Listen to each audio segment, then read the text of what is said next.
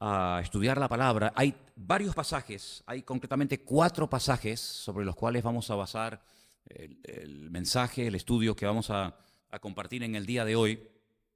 Dos de esos pasajes que vamos a leer dentro de un rato, se encuentran en la carta de Pedro, concretamente en la segunda carta de Pedro. Otro pasaje lo vamos a leer en Filipenses y otro pasaje en Colosenses. Repito, de los 4 textos que vamos a leer esta noche, 2 se encuentran en segunda de Pedro, 1 en Filipenses y 1 en Colosenses. Vamos a empezar con el primer texto de segunda de Pedro capítulo 1, segunda de Pedro capítulo 1, del versículo 19 al versículo 21. Son unas palabras, estos textos que yo he seleccionado esta noche para leer entre todos, son versículos que los he seleccionado con una intención. Primero, recordarles a ustedes muchas de las cosas que ya saben. Pero en segundo lugar, que no perdamos en ningún momento la paz, la confianza y nuestra seguridad en Cristo Jesús nuestro Señor. Amén. Y el primer pasaje nos dice así, que Pedro viene hablando de una serie de experiencias que él tuvo a título personal, pero al final, para los que no tuvimos esa experiencia de verlo, de caminar con él, de oír la voz del Padre avalándolo, tanto el día del bautismo como el día de la transfiguración, ¿verdad? Pues para los que no tuvimos esa oportunidad y para los que no fuimos testigos oculares de aquellas experiencias que sin lugar a dudas marcaron la vida de estos hombres, dice, tenemos también, aparte de esas experiencias que él está compartiendo, su testimonio personal, tenemos también la palabra profética más segura. Que aquí está, la palabra de Dios, la palabra profética más segura. Y dice, a la cual hacéis bien, no es un error, no es pérdida de tiempo, no, hacéis bien ¿en qué? En estar atentos, como a una antorcha que alumbra en lugar oscuro. Fijaros el ejemplo que pone, como una antorcha que alumbra en lugar oscuro, hasta que el día esclarezca y el lucero de la mañana salga en vuestros corazones. Entendiendo primeramente esto, que ninguna profecía de la Escritura es de interpretación privada, porque nunca la profecía fue traída por voluntad humana, sino que los santos hombres de Dios hablaron siendo inspirados por el Espíritu Santo. No es que se levantaban por la mañana profetas como Malaquías, Ageo, Sofonías, etcétera, y decían, bueno, voy a profetizar. No se les obligaba, como en algunas reuniones y en algunos retiros y en algunos círculos, digamos, evangélicos, casi que se les presiona y se les obliga a la gente a que profeticen, que se les ocurra, que digan cualquier cosa. No, ellos no profetizaban, dice, por voluntad humana, sino que cuando los inspiraba, cuando los motivaba el Espíritu de Dios, pues los ungía y automáticamente compartían el mensaje. Y ahora yo que estoy preparando un estudio sobre todos los profetas para darlo en el mes de diciembre en una iglesia que me ha invitado en Suiza, tengo que ir profeta por profeta, tanto los mayores como los menores, pues muchos de ellos hasta ponían la fecha, ¿saben? Ponían la fecha y decía el día tal, del año tal, en el mes tal, vino palabra del Señor por boca de tal y tal profeta. Y comparas el día, la fecha de dicha profecía con la siguiente que da, y a veces había años, hermanos, de diferencia entre una y otra. Fíjate que, por ejemplo, el otro día puse el ejemplo del profeta Jeremías, cuando a él le dice el pueblo que ha quedado después de haber sido destruida la ciudad de Jerusalén y haber sido llevados al cautiverio en Babilonia, y le dicen, bueno, ora y danos palabra de parte del Señor, es decir, dinos qué tenemos que hacer. Pues él se va y a la media hora no vuelve, sino que vuelve 10 días después.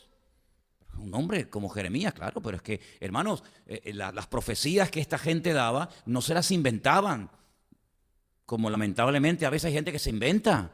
Y son palabras, bueno, pues de aliento, de ánimo, el Señor está contigo, el Señor te va a bendecir. Hermanas, no hace falta que usted me diga eso, yo se lo agradezco. Si usted me quiere decir que el Señor está conmigo, que me va a bendecir, que no tenga miedo, que el Señor me abrirá puertas, que el Señor me ama mucho y que me va a usar, pues mire, yo se lo agradezco, pero aunque usted no me lo diga, yo ya lo sabía.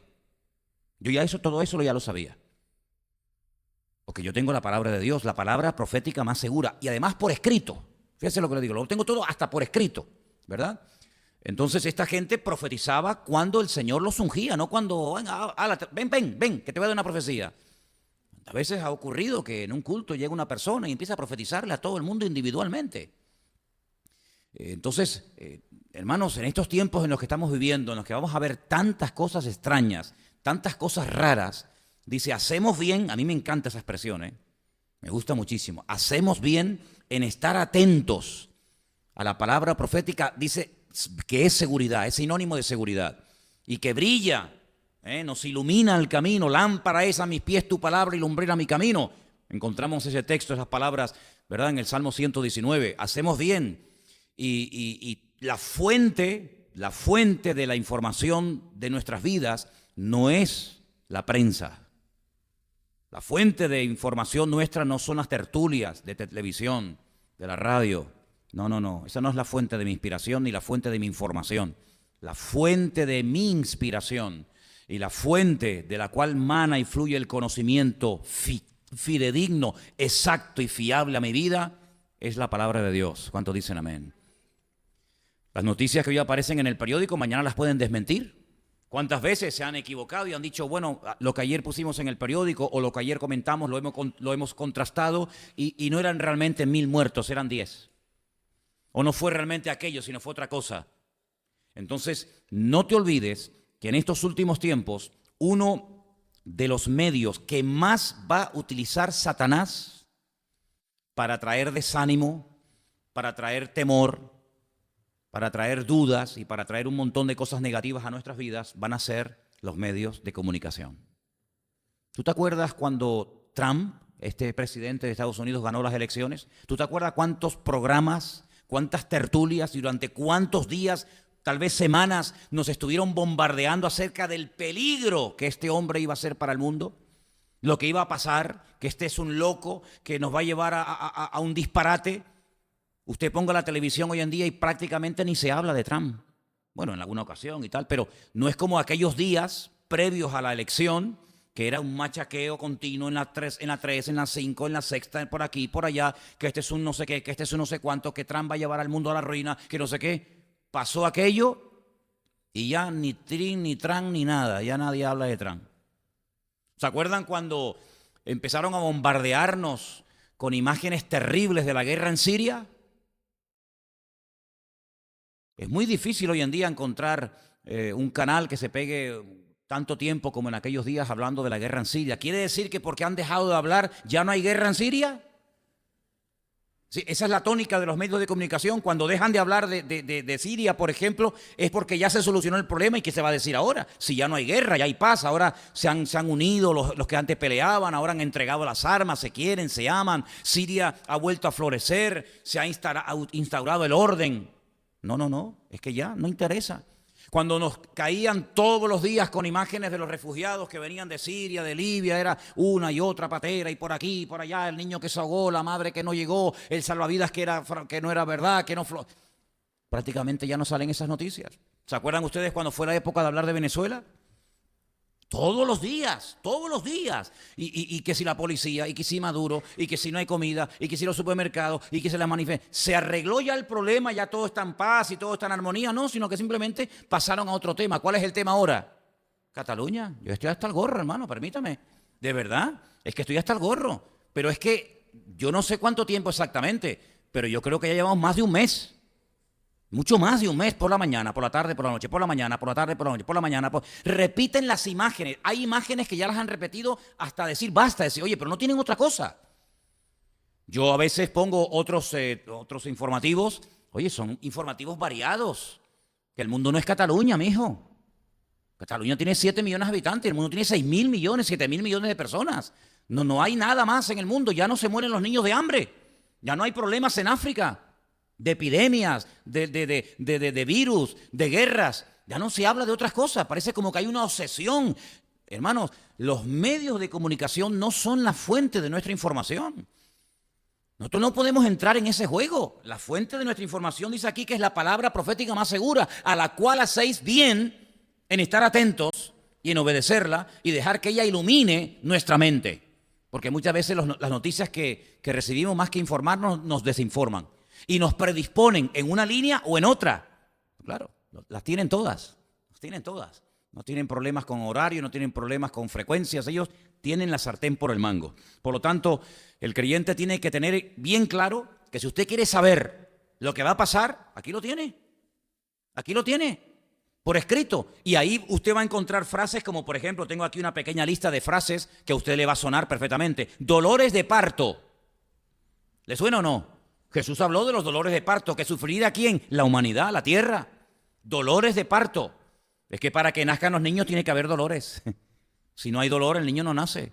Esa es la señal de que el niño viene. Entonces los dolores no son para ponernos nerviosos, ni preocupados, ni para perder la paz, ni para dejar de dormir, ni para tener que tomar, en vez de una pastilla Tranquimacin, tomar 4. No, no. Los dolores de parto son las señales de que nuestro Dios viene pronto. Así que gloria a Dios por los dolores de parto, porque si no hay dolores de parto, Él no viene. Entonces, mira, cuanto más dolores de parto y cuanto antes termine esto, mejor que mejor. ¿No le suena la frase principio de dolores? ¿Le suena? Está en Mateo 24. Y esto es principio de dolores. Y uno dice, ¿qué es para el Señor principio de dolores? Terremotos, guerras, rumores de guerras, falsos cristos, falsos profetas. Eso es el principio. Entonces, ¿cómo será el final? Bueno, si ese es el principio y te asustas, imagínate si te cuenta el final, ¿verdad?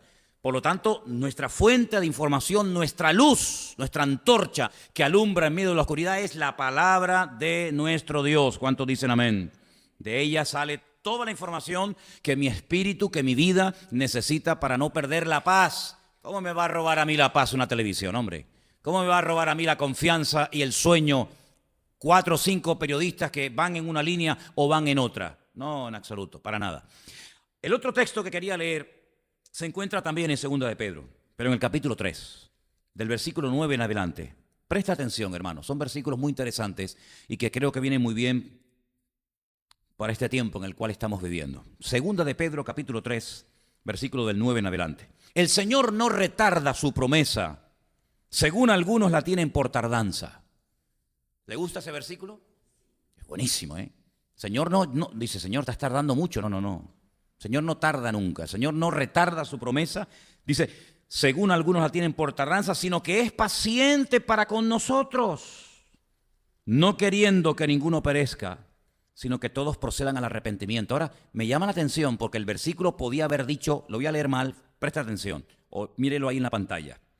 El Señor no retarda su promesa, según algunos la tienen por tardanza, sino que es paciente para con todos. Eso no dice. ¿Con quién es paciente? Contigo y conmigo. Es paciente con nosotros. Así que si Él no ha venido, es porque todavía ve en nuestra vida áreas y aspectos en los que tenemos que cambiar. Entonces Él es paciente con nosotros. Así que la razón por la que todavía no ha venido es porque todavía en nosotros tiene muchas cosas que cambiar y hacer. Así que en cierto sentido podemos decir que nosotros estamos como, entre comillas, frenando, por decirlo de alguna manera, la venida del Señor. En cierto sentido sí, porque dice la Biblia que cuando Él venga, Él no viene a buscar una iglesia desmantelada, arruinada, dividida, peleada la una contra la otra, sino que Él viene a buscar una iglesia sin mancha y sin arruga. Y para eso hace falta entrar en el horno de Dios, para eso hace falta entrar en el taller del Creador, para que Él pueda planchar las arrugas que tenemos y para que Él pueda limpiar las manchas que tenemos. Y entonces en ese proceso que empezó desde el mismísimo día de nuestra conversión hasta que Él venga, todos estamos en este momento. Y por eso dice que Él es paciente para con todos. Él tiene paciencia contigo y conmigo y con todos y cada uno de nosotros. No es que se ha olvidado, no es que se está retrasando, no, sino que todo lo hace con un propósito. Dios tiene todo bajo control. Todo, absolutamente todo, repito, está saliendo según lo que Dios quiere que salga. En Él no hay sombra de variación, en Él no hay injusticia, en Él no hay equivocaciones. Él jamás tendrá que pedirle perdón a ninguna iglesia, a ningún ministerio, a ningún hijo suyo, jamás. Él sabe lo que hace.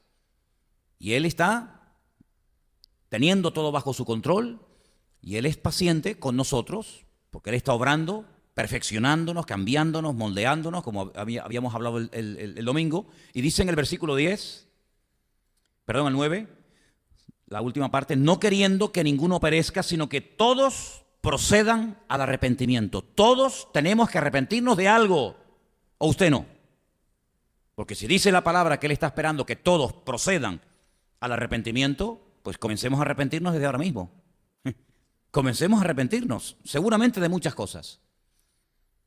Porque el día del Señor vendrá como ladrón en la noche. No es que Él sea un ladrón, sino que es un símil, es un ejemplo, ¿no? Vencerá como ladrón en la noche. Es como cuando dicen, es que Satanás es un león. No, eso no dice la Biblia. No, pero es que dice, hay un versículo que lo dice. ¿Dónde lo dice, hermana? Hay un versículo que dice que Satanás está como león rugiente, como león rugiente, como león rugiente, no como león. El único león que yo conozco es el león de la tribu de Judá, que es el Señor. Él es como león. Puede ser lince, gato persa, pero el león es el Señor. Como león rugiente. Dice que vendrá como ladrón en la noche, que viene sin avisar. Para el mundo, para nosotros ya nos está avisando hace mucho tiempo. Dice, en el cual los cielos pasarán con gran estruendo. Upa. Y los elementos ardiendo serán deshechos. ¿Sabe la temperatura que tiene que haber para deshacer una piedra? Para derretir una piedra, ¿sabe la temperatura que tiene que haber? Pues aquí está profetizando eso. Aquí está profetizando que los elementos van a ser derretidos, arderán, y la tierra y las obras que en ella hay serán quemadas. Uy, ¿cuántos edificios, cuántos monumentos, cuántas cosas de las cuales presume el hombre hoy en día van a ser destruidas? Me imagino la Estatua de la Libertad derretida, la Torre Eiffel, las murallas chinas, el Taj Mahal y tantas maravillas de las cuales presume el hombre. Dice que todo eso va a ser destruido, las obras de los hombres van a ser destruidas. Qué tremendo, ¿no? Los millones que se gastan a veces en edificios, en monumentos, en ciudades enteras, y todo eso lo va a arrasar el Señor, porque cuando Él venga, la gloria y la honra no se la va a llevar el hombre, solamente se la va a llevar Él, la obra genuina y tremenda que Él va a hacer. ¿Cuántos dicen amén? Dice el versículo 11, puesto que todas estas cosas han de ser deshechas, lo da por cierto, ¿cómo no debéis vosotros andar en santa y piadosa manera de vivir? ¿Se da cuenta cómo nosotros sabemos lo que va a pasar? ¿Esto ya ha pasado? ¿Esto ya ha ocurrido? No. Esto es lo que va a ocurrir. Entonces, como sabemos lo que va a ocurrir y sabemos cómo, y casi diríamos que hasta dónde, pues dice la Biblia que lo que tenemos que optar es por llevar un modelo de vida, no como la que hablé el domingo del posmodernismo, ¿verdad? Donde todo vale, donde se mezcla todo. No, sino llevar una vida, como dice aquí, santa, diferente, distinta, piadosa, una manera piadosa de vivir, esperando y apresurando para la venida del día del Señor, en el cual los cielos encendiéndose, impresionante esto, serán deshechos y los elementos, lo vuelvo a mencionar, siendo quemados, se fundirán. Pero nosotros, ahí está la diferencia, ¿se da cuenta? Pero nosotros esperamos, según sus promesas, que cielos nuevos y tierra nueva en los cuales mora la justicia. ¿Cuántos dicen amén? Entonces, de este mundo no esperamos nada. Al contrario, lo bueno de todo esto es lo malo que se va a poner todo. Aunque parezca una contradicción, ¿se da cuenta? Por lo tanto, nosotros esperamos cielos nuevos y tierra nueva. Nosotros no tenemos ese fanatismo, ¿verdad? Ese nacionalismo que nos lleva a odiar, a rechazar, a sentirnos superiores. No, porque nosotros tenemos otra expectativa de la vida. Nosotros vivimos en otra dimensión. Vivimos en el mundo, vivimos, lógicamente, pero no somos de este mundo. Me da igual vivir en España, en Venezuela, en Japón, en la China, en un continente. No, es que yo soy, bueno, algunos dicen ciudadano del mundo. Yo soy más que eso. Yo soy ciudadano del reino de los cielos. Yo no peleo por causas humanas, yo peleo por causas divinas y eternas, como es el Evangelio eterno del Señor Jesucristo. ¿Te das cuenta? Dice Filipenses precisamente esto, lo que estoy comenzando a decir ahora. El tema de la ciudadanía, uy, qué importante, ¿verdad? Filipenses, capítulo 3, verso 20. Qué gran verdad vamos a leer ahora. Y permítame decirles, mientras lo van buscando, Filipenses 3:20, que esta ciudad a la cual Pablo le escribe esta carta, la ciudad de Filipo, era una colonia romana, era un lugar extraordinario para vivir. Fíjate qué lugar tan bueno era este, que muchos soldados romanos, cuando se jubilaban, se iban a vivir a esta colonia romana llamada Filipo. Porque en esta ciudad se vivía muy bien, muy cómodamente. En esta ciudad había rutas que conectaban otras ciudades, era un lugar de tranquilidad, un lugar bonito. Y a esta ciudad donde Pablo estableció esta hermosa iglesia de los filipenses, les dice algo increíble, algo tremendo.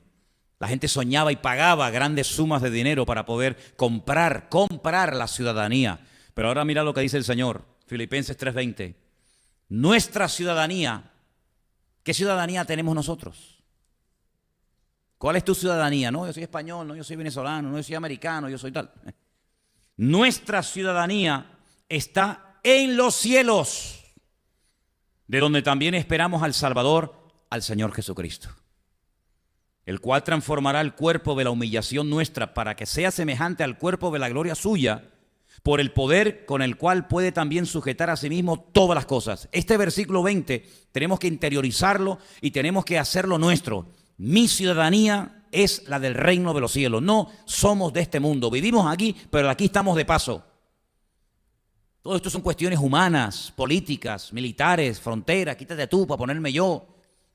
Estas cosas a nosotros no nos tienen que afectar ni poner nerviosos. Estamos aquí, tenemos que vivir en un sitio, evidentemente. Y tenemos que tener un DNI, tenemos que tener un NIF, y tenemos que tener un pasaporte, tenemos que tener, sí, de acuerdo, son las leyes humanas. Las respetamos siempre y cuando no vayan en contra de la Escritura. Pero no nos olvidemos de que usted no puede dar la vida por una causa humana. O sea, ese patriotismo, ese nacionalismo ridículo que lleva a los pueblos a enfrentarse, a pelearse, a matarse, a odiarse, familias a enfrentarse y a pelearse y a guerrear, hermanos contra hermanos y primos contra primos. Eso es una locura, es un disparate. Nosotros los cristianos tenemos que estar por encima de esas historias. Dejemos eso a los del mundo. Dejemos eso a los que no tienen a Dios. Dejemos esas guerras inútiles a personas que no tienen las ideas claras. Nosotros no entramos en ese juego. Que se maten como perros si quieren ellos. Conmigo no cuenten. Nuestra ciudadanía es la de los reinos, la del reino de los cielos. ¿Cuántos dicen amén? Hay gente que se enfada por una bandera, gente que se mata por un himno. Por favor, nosotros respetamos, ¿cómo no? Por favor, faltaría más. No vamos a estar ahora quemando banderas, ni escupiendo a nadie, ni insultando a nadie, pero hágame el favor.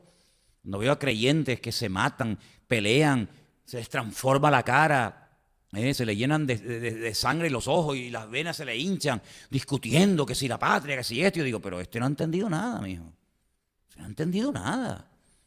¿Usted de dónde es? Yo soy cristiano, yo soy hijo de Dios. Bueno, nací, pues mire, nací allí. Yo no lo elegí. Fíjate, es que ni el Señor es tan sabio que ni en eso nos dejó decidir.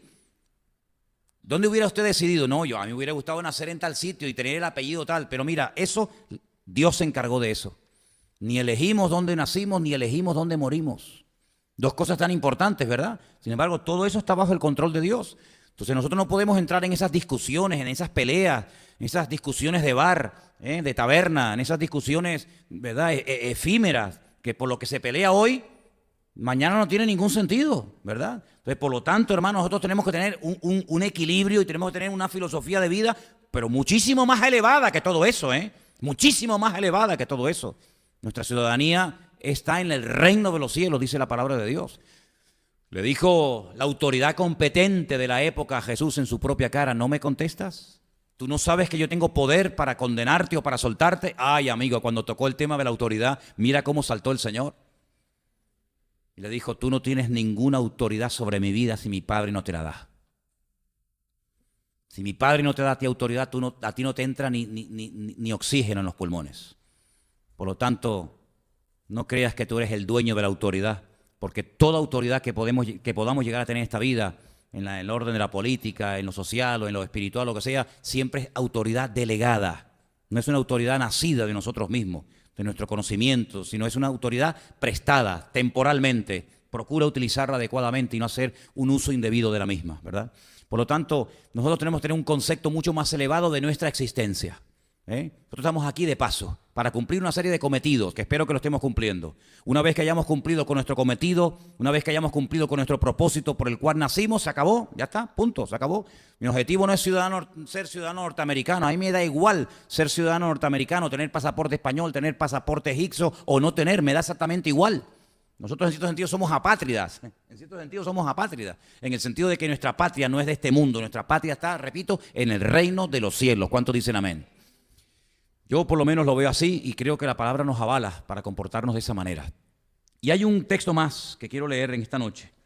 Está en Colosenses, capítulo 3. Sé que se ha leído muchas veces, pero sería bueno que lo volviéramos a recalcar en el día de hoy. Filipenses, por favor, capítulo 3, Colosenses, sí, capítulo 3, del 1 en adelante. Si pues habéis resucitado con Cristo, me paro aquí y pregunto, ¿usted ha resucitado con Cristo? ¿Esto qué significa? Si usted ha nacido de nuevo, si usted ha entendido el Evangelio, si usted ha aceptado al Señor, se puede explicar de muchas maneras, ¿verdad? Si usted ha resucitado con Cristo, ¿qué tengo que hacer? ¿Cuál es mi deber? ¿Cuál es mi obligación y mi prioridad en la vida? ¿Cuál? Buscad. Esto es un imperativo, esto no es una propuesta. Bueno, les propongo, muchachos, que ustedes tengan un tiempito a ver qué van. No. Esto es un imperativo, es una orden. Buscad. Como yo digo, párese, cállese, hable, coma. Son órdenes. Buscad. ¿Buscar qué? Las cosas de arriba. Eso no significa de que usted va a ir a la casa ahora, coge una escalera y se pone a mirar las cosas que tiene arriba del armario. Por favor, seamos ya maduros, ¿eh? No como maduros, sino que seamos maduros. Buscar las cosas de arriba, donde está Cristo sentado a la diestra de Dios. Amigo, es una meta completamente diferente. Poner la mira, ¿dónde? En las cosas de arriba, no en las de la tierra. ¿Y qué pasa si no hago caso a esto? ¿Qué pasa si busco las cosas de la tierra? ¿Qué pasa si pongo la mira en las cosas de la tierra? Que vas a terminar pensando, hablando y comportándote como los de la tierra. Hablando como ellos, quejándote como ellos, lamentándote como ellos, maldiciendo como ellos, desanimándote como ellos, peleando como ellos, etcétera, etcétera. Entonces eso no puede ser así, eso no puede ser. Es una decisión que uno tiene que tomarla lo antes posible. Así como Daniel, ¿se acuerdan el domingo cuando yo dije que él propuso en su corazón que no contaminarse? El título del mensaje de hoy es No te dejes contaminar. ¿Cuántos dicen amén? ¿Lo puede decir conmigo? No te dejes contaminar. Usted no ha visto, sobre todo lo he visto mucho en gente oriental. Aquí en Canarias alguna vez la habrá visto, pero poca. Pero cuando usted viaja por ahí, usted encuentra a muchos chinos y a muchos japoneses con mascarilla. No sé, yo pensaba al principio que era gente que tenía una enfermedad contagiosa y a lo mejor se ponían eso para no contagiar, pero es que lo veo muchísimo. Cuando usted va a un museo, cuando usted va a un aeropuerto o cuando va a sitios donde hay mucha gente, usted se encuentra sobre todo muchos chinos. No sé si es que piensan que nosotros le podemos contaminar alguna bacteria, alguna vaina rara. Muchos chinos, muchos japoneses que llevan como una mascarilla para protegerse, ¿no?, de la contaminación o de sabe Dios qué. Bueno, póngase la mascarilla en su espíritu. Póngase mascarilla en su alma. Porque el mundo está empeñado en contaminar nuestra forma de hablar, pero empeñado, ¿eh? Y además le voy a decir una cosa, el inconverso tiene algo que a veces a nosotros los creyentes nos falta. ¿Y saben lo que es? La perseverancia.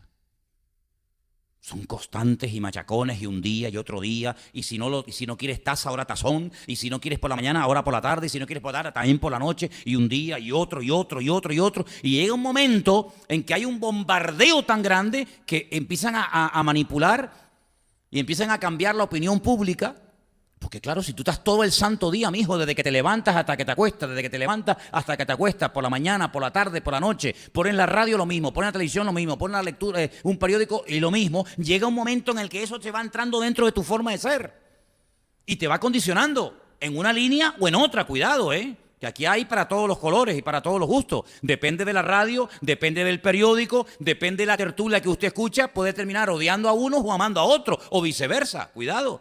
Pero entonces quiere decir de que yo soy como una especie de veleta, ¿saben? ¿No? Esas que se ponen en lo alto de las casas y el viento sopla de un lado y la veleta, pum, se mueve y ahora cambia la dirección y sopla. Mira qué curioso que Pablo le dice a otros hermanos, concretamente a los hermanos de la ciudad de Éfeso, dice, no seáis niños fluctuantes, llevados por todo viento de doctrina, por estratagema de hombres que para engañar emplean con astucia las artimañas del error. Es decir, no te dejes contaminar, no te dejes manipular por los que se dedican profesionalmente a manipular a las masas.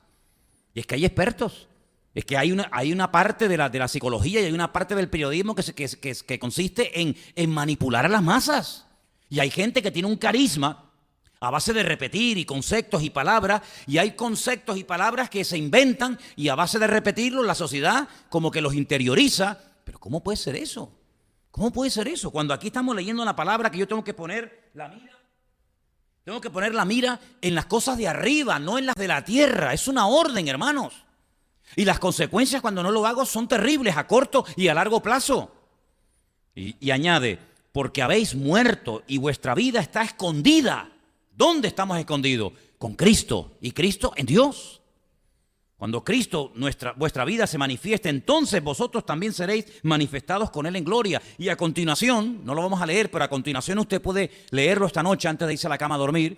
Todas las cosas que tengo que hacer para ir dejando lo carnal, menciona algunas: impurezas, malos deseos, avaricia, blasfemias, palabras deshonestas, mentiras, etcétera.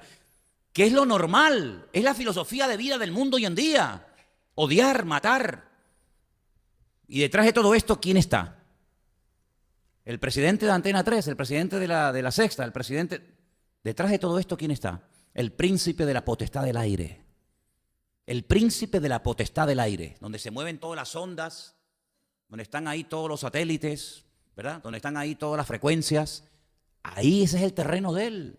Es el príncipe de la potestad de la atmósfera, de los aires. Satanás. Que Cristo, en esa capacidad tremenda que él tenía de, con pocas palabras, decir muchas cosas profundas, lo definió como un ladrón. Es un ladrón. Y un ladrón no viene nunca para bendecirte, para traer estabilidad emocional a tu casa. Un ladrón nunca viene para traer una alegría a tu hogar, viene para hacerte daño. Pero aparte de robar, el Señor añade dos adjetivos más todavía peores. Viene para robarte, para matarte y para destruirte. Oye, pero más claro agua. Más claro agua, pero él también dice, pero yo he venido para todo lo contrario, para darte vida y vida en abundancia. Entonces hay decisiones que cada día tenemos que tomar. Hay cosas que tenemos que seleccionar. Mira, ahora que hemos estado en la península, aquí gracias a Dios no se ve, y espero que nunca, pero en la península en algunas partes hay autopistas de peaje. Es decir, que si no pagas no pasas. Si quieres ir por esa autopista, tienes que pagar. Y entonces hay como unas cabinas y hay momentos en los que la autopista pasa de 120 a 100 y de 100 a 80 y de 80 a 60 hasta que llega un momento en el que es como un embudo y tienes que pasar obligatoriamente por la ventanilla donde tienes que pagar. Puedes pagar con tarjeta, puedes pagar con moneda, puedes pagar con una tarjetita que se pega en el parabrisas del coche y es el telepase y automáticamente él lo lee y se levanta la valla y pasa. Pero sea como sea, tienes que pagar. Si no pagas, no pasas. No pasas directamente.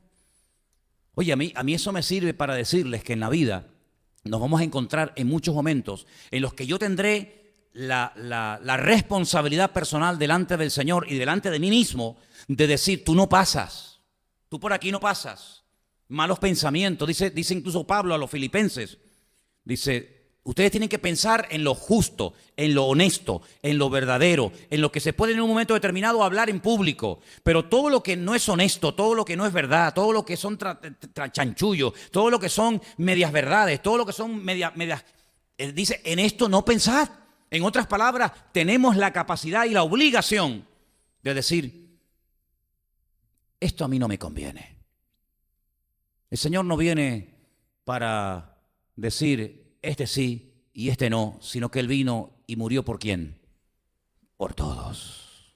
Vino a dar su vida absolutamente por todos. Y estamos viviendo unos tiempos en los que el mundo está tratando de crear parcelas y defender esas parcelas o esos terrenos a muerte. Y eso es muy peligroso. Eso es muy peligroso. Porque el cristianismo, fijaros, si ustedes estudian la historia de la iglesia, que ya tiene 2000 años, ya está bien, ¿eh? Ya está bien. Los cristianos han vivido en regímenes comunistas como usted no se pueden imaginar, pero no cuando ya dejaron de ser comunistas, sino cuando empezaron, que es muy diferente el comunismo de hoy en día al comunismo hace 100 años atrás, o 80, 90, cuidado. Ya muchos están quemados de esa filosofía de vida, pero cuando arrancó, muchísimos cristianos estaban ahí. Y la iglesia ha sobrevivido hasta el día de hoy en regímenes comunistas, pero con una presión y una persecución terrible, y no pudieron con ella.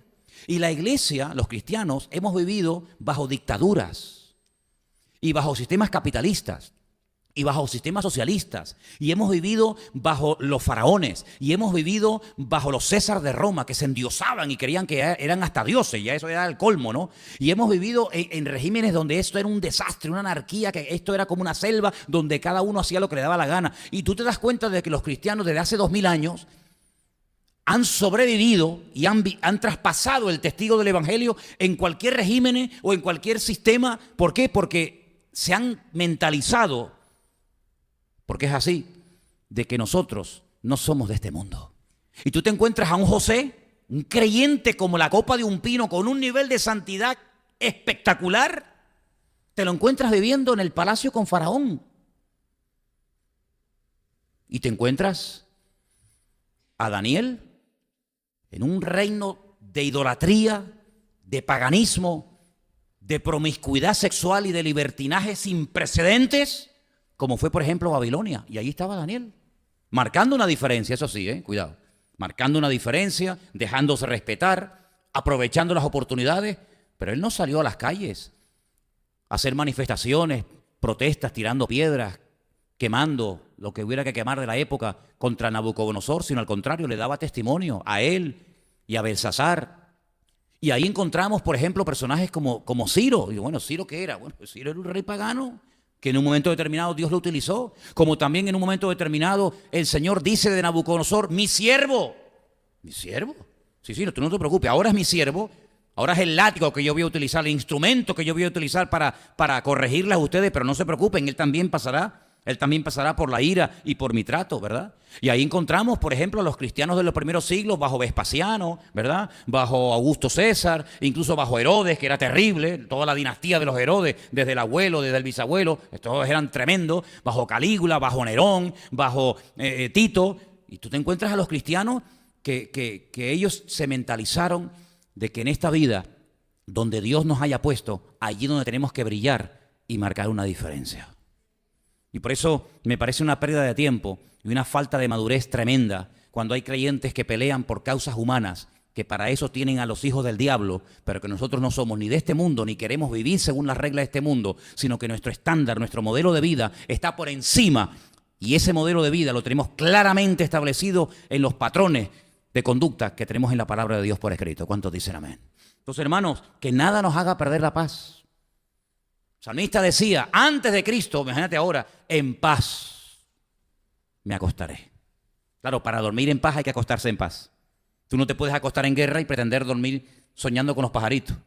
Vas a soñar con los buitres, no hay que con los pajaritos. Pero dice el salmista, yo en paz me acostaré y asimismo dormiré. Porque mi mente, mi cerebro, mis pensamientos no han estado contaminados, dejándose envenenar durante el día con lo que los hombres del mundo dicen, sino que yo me he llenado de los principios y de las promesas de mi Dios, sabiendo que aunque caigan por un lado y caigan por otro lado, yo estaré con ustedes todos los días hasta el fin del mundo. Entonces son cosas que sabemos, ¿verdad? Yo no estoy enseñando nada nuevo. Son cosas que sabemos, pero que a veces es bueno recordarlas. A veces es bueno recordarlas. Que caerán a tu lado 1000. Ah, caerán, sí, claro, te lo está diciendo. Caerán a tu lado 1000. Es un montón, ¿eh? Y a tu lado 10.000. Muchacho, pero a ti no llegará. ¿Y de dónde vendrá mi socorro? Mi madre, ¿de dónde viene? Si es que esto es un desastre, la banca se va al garete, los gobiernos se van al garete, este no tiene autoridad, el otro es un mequetrefe, el otro es un dictador. Bueno, tú tranquilo, poner la mira en las cosas de arriba, buscar las cosas de arriba, no las de la tierra, y yo no te dejaré ni te desampararé. Aunque la familia te falle, el pastor te falle, los amigos te fallen, el político te falle, el otro te falle, yo voy a estar contigo siempre, todos los días hasta el fin del mundo, hermano. Son cosas que sabemos, pero oye, que viene bien a veces recordárnosla y decir, oye, ¿de dónde vendrá mi socorro, muchacho? De irte desde allá arriba con los diezmos, las ofrendas, atravesar aquellas montañas, aquellos ricos donde se metían los ladrones, que sabían que iban los peregrinos a Jerusalén cargados con sus ofrendas y con sus donativos para la casa de Dios. Y ahora yo emprender un viaje con cuatro niños, la mujer, los animales. Dios mío, me coge la noche, no hay hoteles, no tengo GPS, no tengo móvil, no puedo llamar al 112, estoy perdido aquí. ¿De dónde vendrá mi socorro? Mi socorro viene del Señor, el que hizo los cielos y la tierra. ¿Te das cuenta?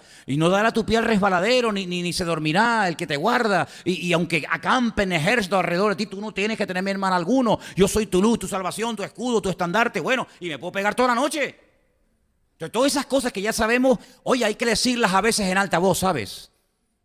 Yo creo que hay un poder cuando decimos las cosas en alta voz. Porque a veces están ahí, dice que con el corazón creemos, sí, creemos, pero con la boca confesamos. Y se confiesa para salvación. ¿Y salvación qué es? Es liberación, es vida, es abundancia. Es decir, yo proclamo en alta voz lo que mi Dios me ha dejado por escrito. ¿Cuántos dicen amén? Eso es importantísimo, ¿saben, hermano? Eso es importantísimo. Y tenía algo más por aquí y lo quiero terminar diciendo dos cosas más. Mire, ¿se acuerdan cuando tuvimos aquí a este hermano?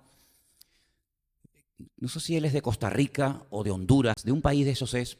¿Se acuerdan cuando tuvimos al hermano Renan Carías? O Renan Carías, ¿no? Carías o Carías, o Carías, ¿no? Carías no. Carías, ¿no? ¿Se acuerdan cuando estuvimos? ¿Se acuerdan que él cantaba una canción que tiene una historia? Paz en la tormenta. ¿Se acuerdan ustedes aquella? Hoy yo he tenido todo el día en la cabeza, o momentos del día, esa canción en la cabeza. Paz en la tormenta, paz en la tormenta. Y veía en mi mente, imaginándome al Señor Jesucristo atravesando la tormenta. No en el Queen Elizabeth. No. No en un crucero de estos que llegan aquí al muelle y te quedas así. Dices, madre mía, pues se vive ahí adentro mejor que en cualquier casa. Eso es una pasada cómo se vive ahí adentro. No. En una barca, ahí apretuñados, sin luz, sin nada, entrando las olas, donde los marineros, que son los que tienen que transmitir. ¿Tú te imaginas a un capitán de un avión corriendo por todo el pasillo de un avión y dice, ¡ay, que se mueve mucho ahí! ¿Tú te imaginas si eso es lo que me transmite el capitán? Digo, pues si tú eres el capitán y tienes miedo, ¿a dónde voy yo? O el capitán de un barco, vomitando por la borda diciendo, es que el capitán está fatal, dice que ya no aguanta más. Durmiendo en la barca en medio de la tempestad. Yo veo en la Biblia a dos personas durmiendo en un barco en tempestad. ¿Tú los ves también? Yo veo a dos personas en la Biblia durmiendo en plena tempestad. Veo a uno que se llama Jonás. Jonah, que significa en hebreo paloma. Y veo al Señor Jesucristo durmiendo en la tempestad. El barco de Jonás era mucho más grande, porque dice que iban marineros, y se ve que era un barco muy grande porque iba en fin, cruzaba todo el Mediterráneo, iba desde Jaffa o desde Jope, y venía en rumbo, digamos, a España. Luego era un barco grande. Pero iba en tempestad, y él se quedó dormido. Y veo al Señor Jesucristo en una pequeña barca que también se queda dormido. Los dos se quedan dormidos, pero mira la diferencia. Uno se queda dormido porque va en rebeldía y quiere huir de la realidad. No quiere aceptar la realidad. El otro va en obediencia y va con la paz, porque Él es la paz personificada, y va tranquilo porque las Escrituras, la palabra profética más segura a la cual hacéis bien en estar atentos, decía que cuando viniera el sagrado y bendito Mesías, moriría crucificado, no ahogado. Por lo tanto, si la palabra dice que yo voy a morir crucificado, aunque se traspasen los montes al corazón del mar, mi corazón no temerá, porque yo no voy a morir en esta tempestad, sino que yo nací para morir crucificado. Por lo tanto, me voy a echar una siesta y déjenme en paz. Si la Escritura hubiera dicho que el Mesías moriría ahogado, ay amigo, permítame la expresión, pata para que te quiero. Pero como las palabras del Señor decía que iba a morir crucificado, yo puedo dormir tranquilo. Hombre, me mojaré. Puede ser que la barca se bambolee, pero yo no voy a morir. Porque la palabra más segura dice la forma como yo iba a morir. Y por eso cuando nosotros conocemos la palabra y estamos empapados y llenos de la palabra, yo tengo que saber, como el Señor sabía que Él no iba a morir ahogado, sino crucificado, yo tengo que saber que cuando empiecen los dolores de parto, cuando empiecen los principios de dolores, etcétera, etcétera, las guerras y rumores de guerra y las divisiones y las peleas y las falsas profecías, etcétera, etcétera, yo tengo que saber que a mí eso no me va a afectar, que a mí eso no me debe de afectar, más bien. ¿Saben por qué? Porque yo conozco la palabra de Dios. Y yo sé que todo eso es necesario que ocurra, pero es el anticipo, son los toques de trompeta previo a la aparición visible de nuestro Señor Jesucristo. Es decir, yo me preocuparía más si no pasa nada que cuando pasan cosas. Yo estaría preocupado y nervioso diciendo, oye, no hay guerras, no hay hambre, 25 años sin un terremoto, no hay paro. Ya los hombres no matan a las mujeres, como ocurre lamentablemente. Ya los judíos y los palestinos Ya comen juntos, hacen fiestas juntos, juegan al fútbol juntos, se van de vacaciones la familia de los palestinos y los judíos juntos. Ya no hay guerras en el Oriente Medio, ya se llevan todos de maravilla. Yo estaría tremendamente preocupado. Primero, porque entonces me daría cuenta de que la Biblia es un timo. Y en segundo lugar, porque entonces en vez de estar aquí, lo que seguramente yo estoy muerto, estoy en el cielo y no me he dado cuenta que ya morí y llegar a la gloria.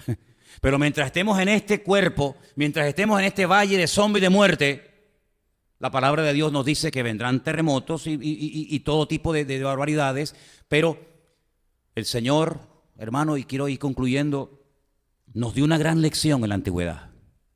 Y por eso es bueno tener memoria espiritual, para mirar atrás y decir, Señor, si tú lo hiciste una vez, ¿por qué no puedes volver a hacerlo otra vez? En el arca de Noé, queridos hermanos, iba el justo Noé con su familia. Todos fuera murieron ahogados.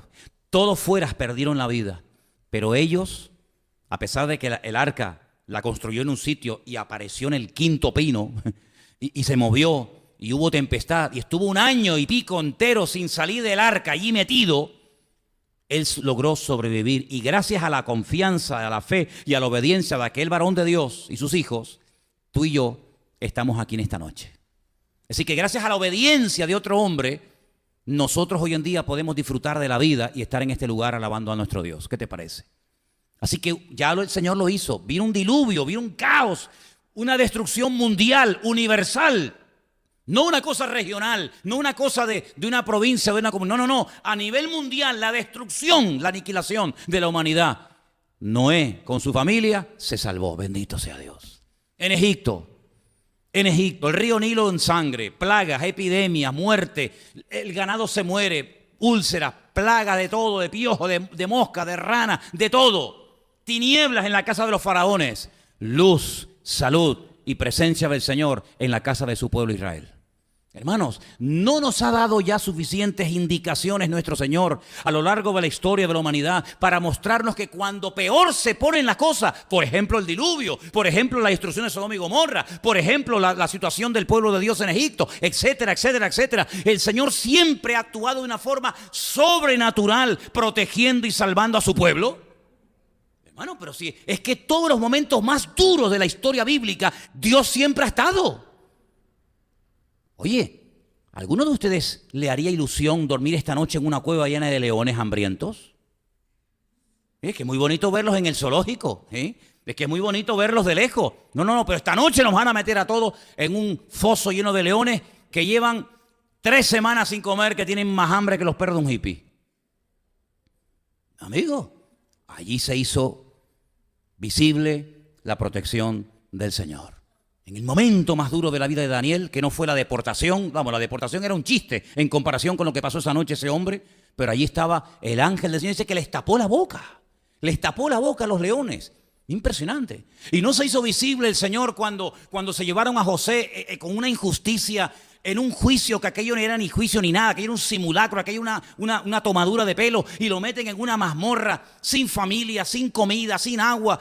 Fíjate que uno de los salmos dice que pusieron sus pies y sus manos apresadas al cepo. Lo encadenaron. Un salmo lo leí y otro dice, oye, fíjate, en Génesis no lo dice, pero en los salmos dice que le pusieron cadenas en sus manos y en sus pies. Y dice la Biblia, pero el Señor estaba con José. Pues gloria a Dios. Y cuando los meten en el horno de fuego, hermano, el otro día yo calenté un poco de más la taza del café con leche y la fui a agarrar. Muchacho, mira. Y cuando fuimos a las termas estas romanas hace poco allá, ¿dónde era? En Orense, había una en la que yo entré y me llegó hasta el tobillo. Yo digo, de aquí me mando a mudar. Hasta el tobillo. Y a estos los meten dentro de un horno de fuego que dice que lo calentaron 7 veces más. Y el Señor no estaba allí con ellos. ¿Qué se creen? ¿Que ellos entraron y luego entró el Señor? No, ya el Señor estaba dentro, esperándolos. Y fuera no lo veían, pero en la prueba, en el fuego, sí lo vieron. El hombre me ata y el Señor me desata. El hombre me quiere matar y el Señor me da vida. Fuera, en la tranquilidad, no lo veo, pero cuando entro a la prueba, lo veo y Él está conmigo y hasta los inconversos lo ven. Pues bendito sea Dios. ¿Es que acaso tenemos otro Dios? ¿Es que acaso Dios está ya cansado y como ese pobre viejito que ya al pobre le duele la espalda, la rodilla y ya pierde la memoria, ya está deseando ya irse a la otra vida? ¿Es acaso esa la imagen que tenemos de nuestro Dios?